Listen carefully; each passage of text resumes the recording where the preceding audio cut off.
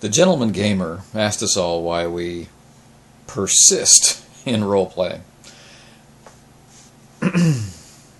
That's not a question I normally answer. It's not a question I normally dignify with an answer. I feel it's enough at times to say that you like what you like, and questioning someone about how they spend their free time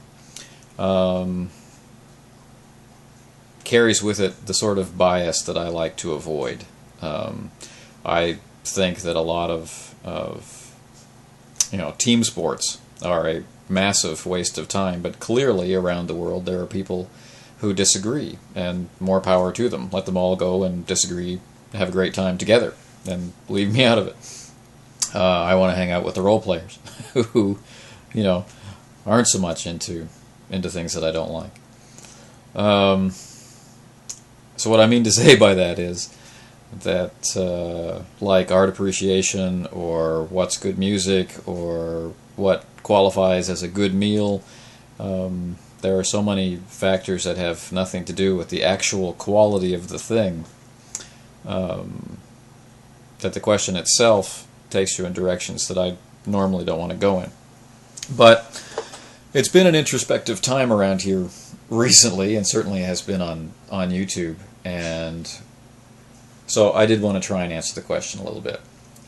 Why do I roleplay? As I just mentioned, I enjoy it.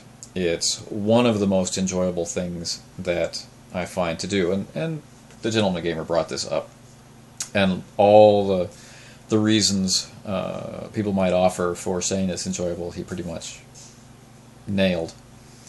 The special thing that I like about it is the moment of transport, or the moment of immersion, when I'm being visited by my dog.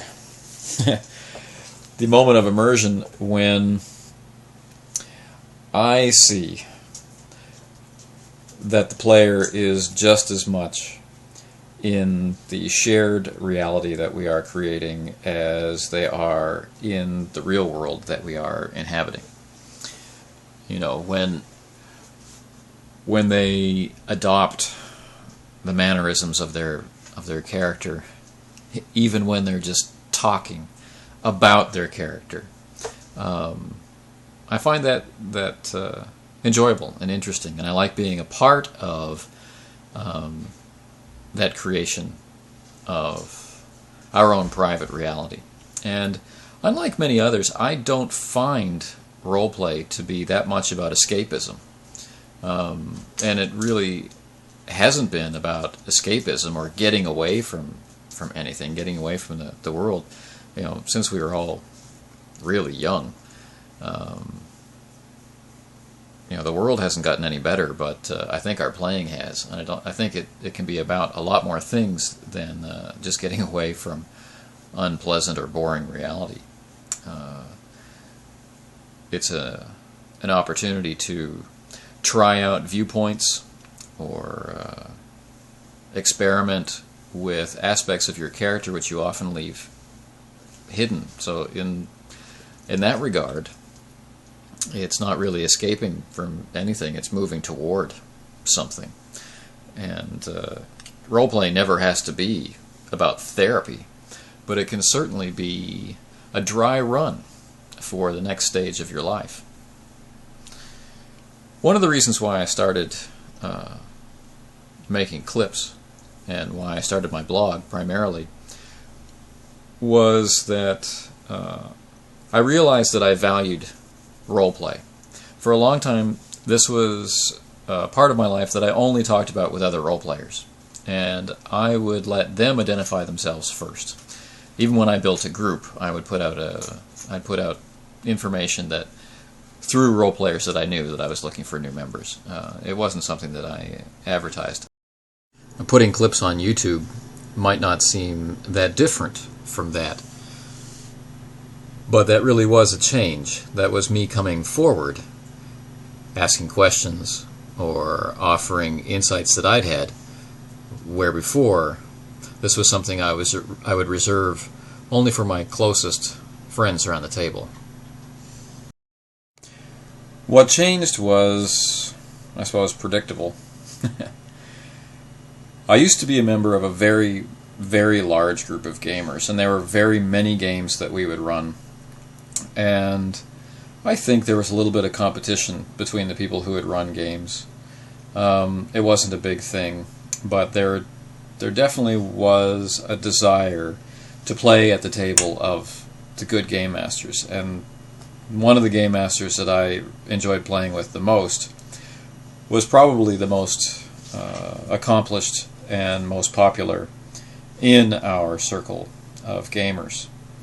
And a few years ago, we lost him. And I realized that I would never be able to finish those conversations about gaming that were always ongoing. The gradual insights that we were accruing over time, and the very clever and tricksterish way that he had of forcing me out of my old viewpoints on a subject and challenging me to try something new or do something new or carry something that I was experimenting with forward further or give up on things that just weren't working. But all of his experience, and he tended to play things very close to the vest, all of his experience and all of his secrets about the games that we had never finished, or the games that were finished but might start up again one day, they were all gone, and none of us are ever going to know what those secrets were. And that was a huge loss when you, like me, consider that role-playing is such a gift to us. And so his facility for running the game and playing in the game and for getting the best out of fellow players or the players around his table, the loss of those skills is huge to those of us who knew him, and to those of us who will never ever experience that level of game mastery. And I'm not anywhere near as capable as he was, and likely never will be. And yet, there are people who play at my table who tell me that they could never do what I do, or they are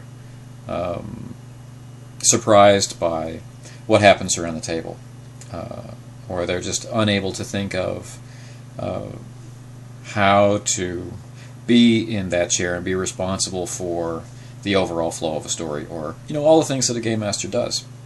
And frankly, I think that they're wrong.